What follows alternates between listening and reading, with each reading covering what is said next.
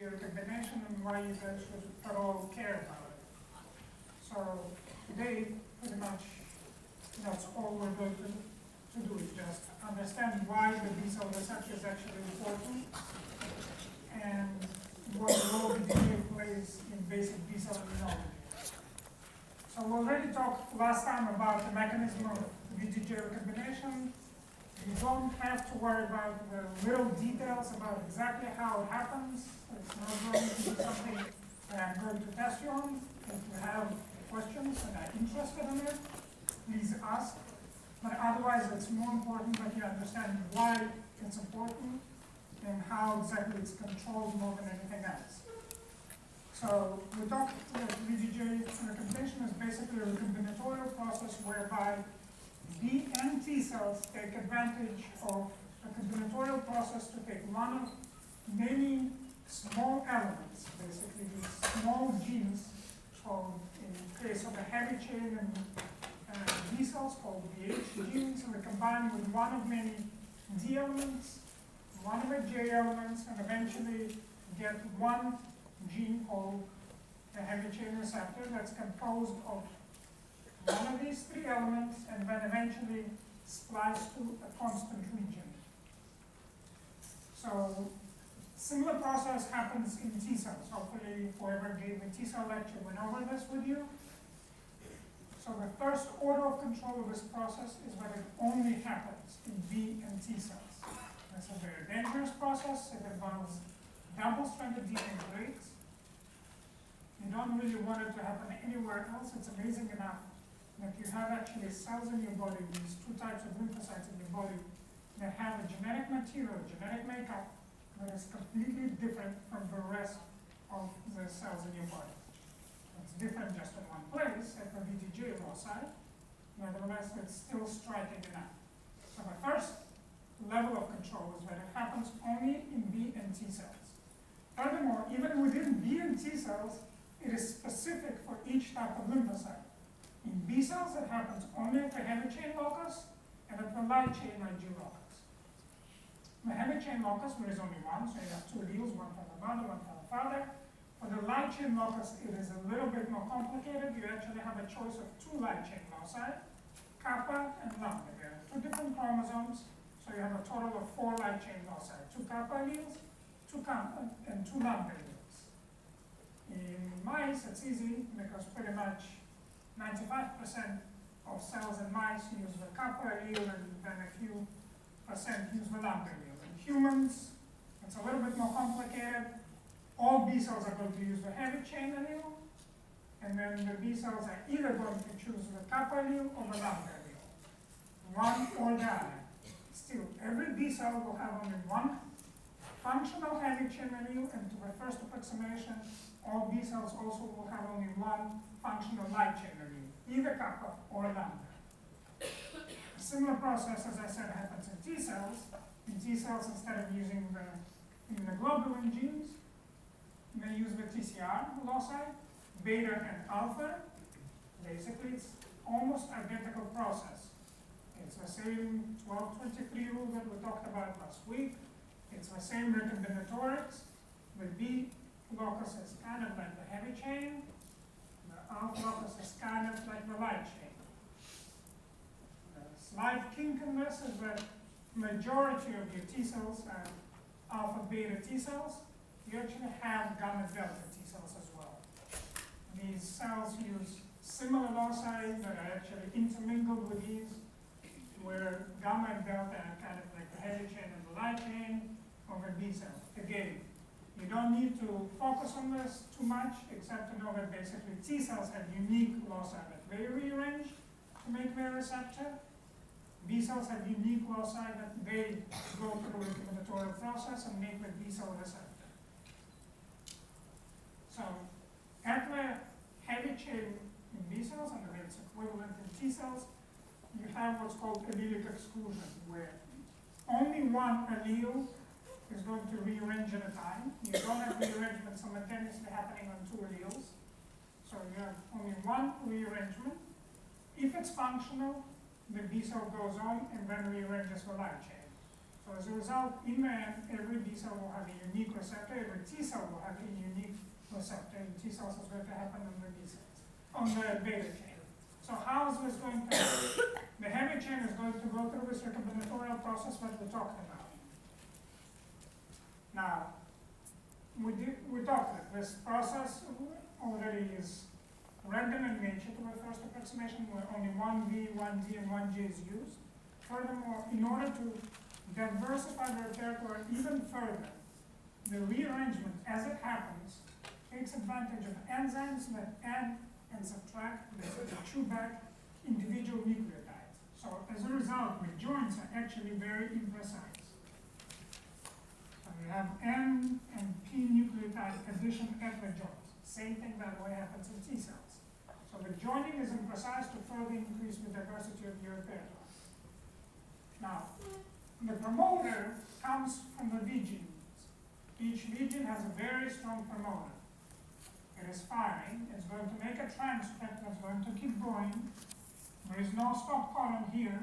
It's actually going to splice across and keep going through the constant region, which is actually the majority weight-wise of the protein that's going to be made.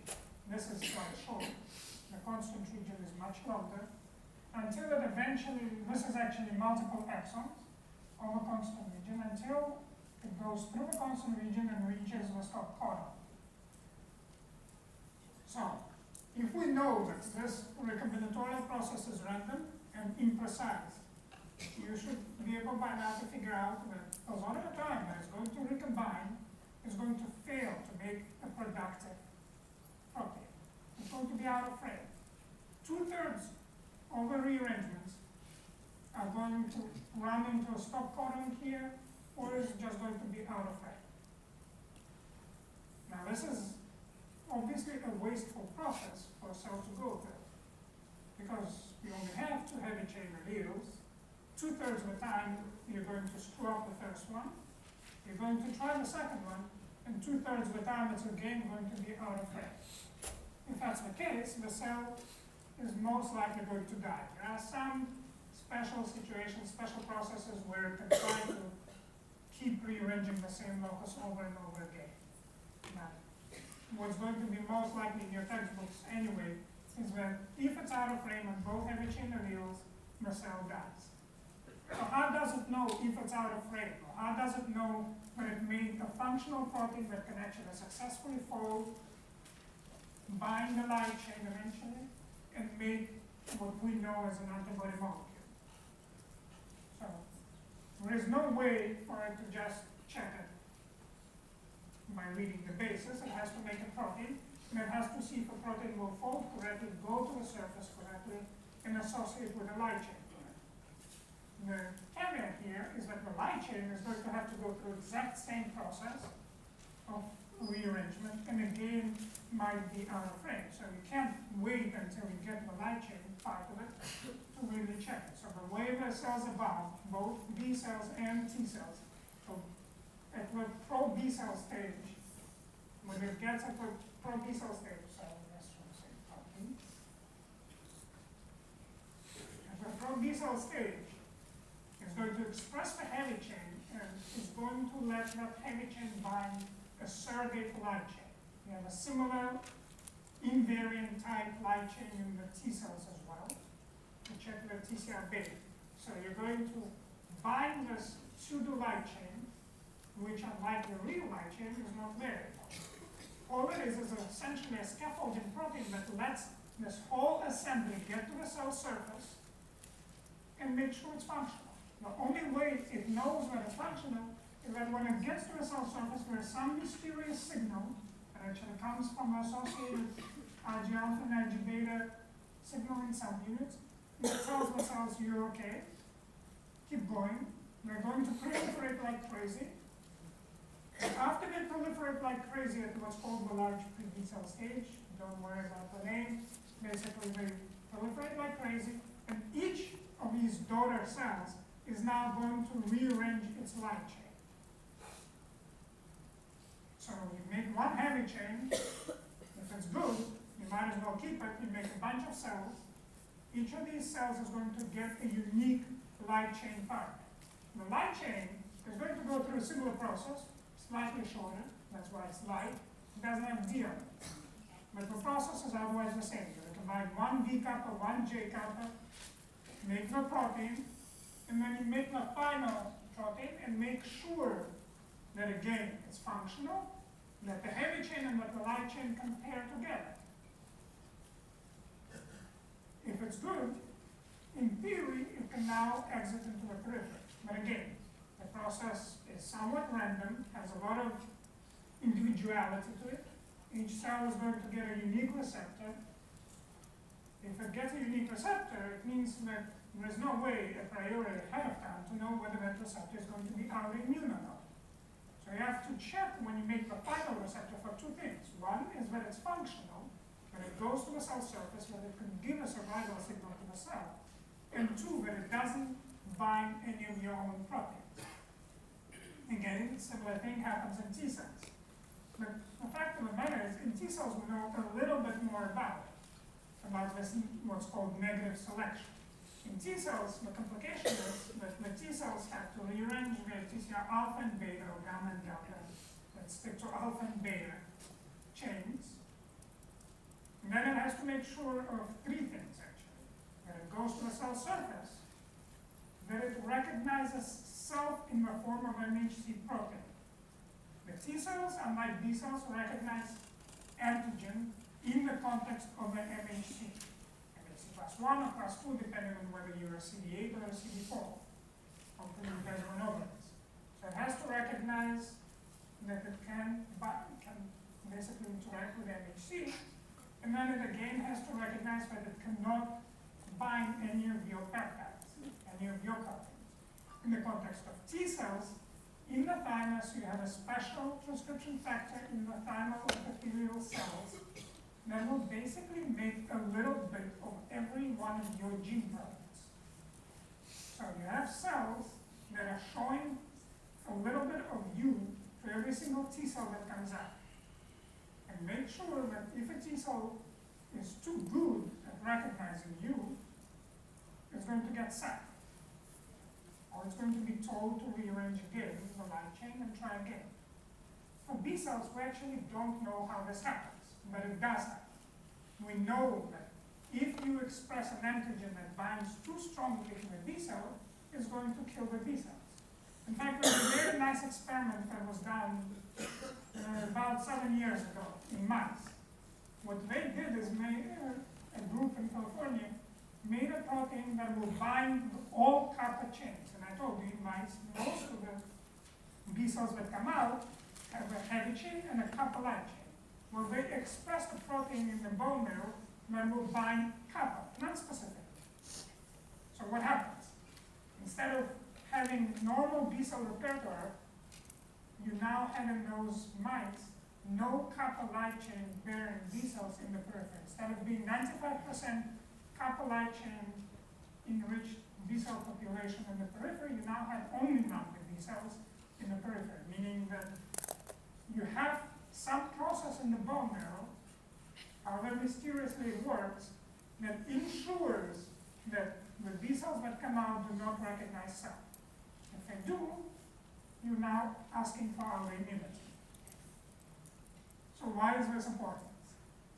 The V to J recombination, as I told you, is random, has a nucleotide. The constant region is invariable. Now, the constant region in the typical Y drawing of the antibody molecule, this is the constant region. It's important, and we'll discuss how it's important in terms of recognizing and neutralizing bacteria and so on. But what actually binds the antigen is this part. What's drawn here as the pairing of heavy chain and light chain, this is the part that's going to recognize antigen, and this is what I didn't do a good job of going over last week. This part, the part that's most proximal to recognizing the protein, is actually right here. Right where you have the most diversity, where you have the joining of VTJ, where you have the imprecise joining, and where you have the most possible variability. This is how the cells make sure that they're as diverse as possible. Just so you know, the whole VTJ joint is not actually that long. The reason you can encode 200 or so V's, a bunch of D's and a bunch of J's, and have that for heavy chain, for light chain, for TCR alpha, for TCR beta, gamma, delta, is that these are actually quite short genes, mini genes. The V element is only about 250 nucleotides. The G element is even short, it's only about a dozen nucleotides, and the J element is mainly 40 nucleotides. The heavy chain, constant region, that part of it is long. It's actually multiple exons. The whole protein is about 150 kilodaltons. But this part of it, the part that's variable, the part that actually antigen is actually very short. So whenever you make this long, basically protein chain, I mean it's a chain of amino acids, the protein itself is flexible, it's going to fold, and on its stalk, basically the part that's sticking out the most, the part that's going to be contacting the peptide is the variable portion. The portion that's composed of a heavy and light chain, and the portion that is most diverse. Similar picture for the light chain. The part of the light chain that contacts antigen is also going to be the most variable part. So why is this important? For B cells, the antigen receptor, we use basically, we say antigen receptor, the globulin molecule, B cell receptor. All of these things are the exact same thing. This is one and the same thing as far as the cell is concerned. The antigen receptor is what is going to put on the surface and how it's going to recognize bacteria or virus. This is also the same receptor that's going to actually bind the virus or the bacteria or any other pathogen or toxin, internalize it, because what's going to activate the B cell, the moment the B cell is activated, its membrane becomes much more active.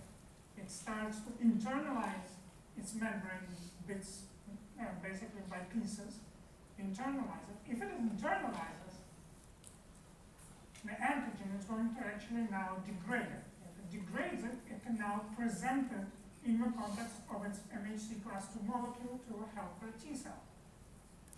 In fact, you probably learned about macrophages, neutrophil cells, the standard antigen presenting cell. B cell is actually a very, very good antigen presenter. It's very good at activating neighboring T cells as long as the interaction is specific. So how does it make sure that the interaction is specific? You have the specificity of a B cell that comes from binding the receptor. If it binds, it's going to now process and degrade it, present it in the context of an MHC as a peptide. Because let's see, it recognizes a short peptide. In fact, somebody asked me in last lecture how small is, in terms of amino acids, can the recognition site be on the antigen? It can be 5 amino acids. It's pretty darn small. Not only that, the B cells are unique in that we don't recognize a linear structure. They recognize it in 3-dimensional form. So the 5 amino acids don't actually have to be a stretch of 5 amino acids. It can be a groove in some bacterial peptide. It can be some form of a 3-dimensional antigen, 5 to about 20 amino acids long. It can be part of a huge bacterium. It's going to still internalize the whole thing. It's going to chop it apart and present the various pieces of this bacteria. Now, this piece of bacteria can be the exact same piece as here, that it recognized, or it can be somewhere else. It's going to present all of these pieces. And it's going to find a T cell that now is going to, through its specific T cell receptor, recognize this connection, recognize that it knows how to fight the same bacteria. This interaction is going to also be further stimulated through B7 and a molecule called CD28, doesn't matter, it's just all we have to know is that it's going to have some other molecules that are interacting on the cell surface, and that's going to activate the T cell. If the T cell gets activated, it returns the favor and actually further activates the B cell by now expressing CD40 ligand,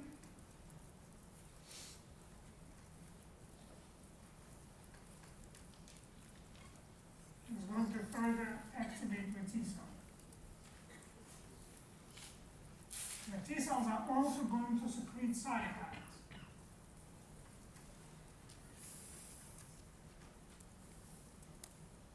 That will determine what the B cell does. So now we know that the antigen receptor is important in recognizing the bacteria. It's important in actually internalizing it, processing it, presenting it to the T cell. Right? Two things that should become apparent.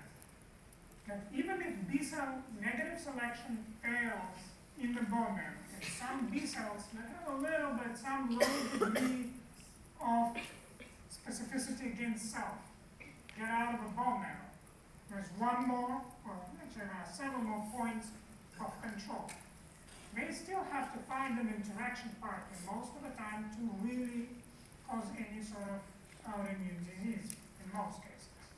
Because most of the time, a B cell is going to require help from a T cell in order to really get activated. And if a T cell negative selection worked correctly, and if this wasn't bacteria, but let's say your beta islet cell, and the T cell negative selection of the thymus worked as it should work, and killed off that T cell, it's never going to find somebody to interact with. Cells that get activated, B cells that get activated, but fail to find a T cell partner to interact with, basically get this signal, but do not get what's basically recognized as signal 2 from the T cell, the CD40 ligand interaction, are going to basically go silent. They'll stick around for a while, but will be allergic and be unresponsive to any further antigen stimulation. However, if this cell does find now its T cell interacting partner and does actually get activated, it's going to go into the specialized zones in your spleen and lymph node and bone marrow called germinal centers, where it's going to start proliferating like hell.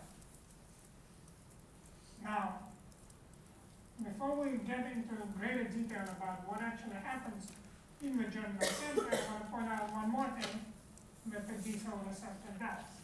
We know that this is the receptor that is responsible for providing a survival signal to the B cell. We know that this is what binds antigen. We know that this is what internalizes antigen and shows it to the T cell. This is also the same molecule that gets secreted once a B cell becomes a plasma cell. So what you have in terms of your humoral immunity, the immunoglobulin molecules floating around are nothing but antibody molecules without its associated signaling components. IgM, IgG, IgA, all of these different classes of heavy chains we'll go through in a minute. But the basic concept is the B cell receptor. This is the same thing that internalizes the antigen, that recognizes the antigen, and that gets secreted once the cell becomes a plasma cell. And so it's going to now be responsible for neutralizing the antigen, the bacteria, the virus, the toxin, whatever it is. All right. So what happens when it goes into the germinal center?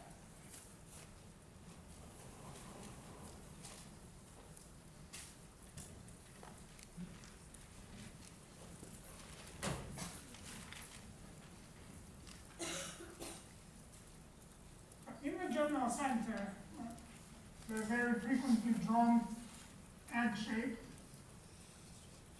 I don't know if this is egg-shaped, but cylindrical shape. There's a reason for that. On the histological slide, that's how it's going to look.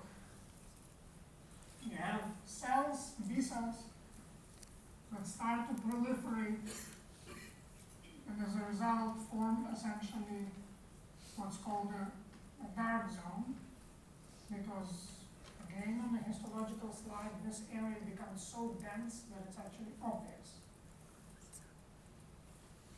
You have B cells, and then you have these specialized cells, not really even germinal not even really dendritic cells, despite the name, but it's nevertheless called follicular dendritic cell.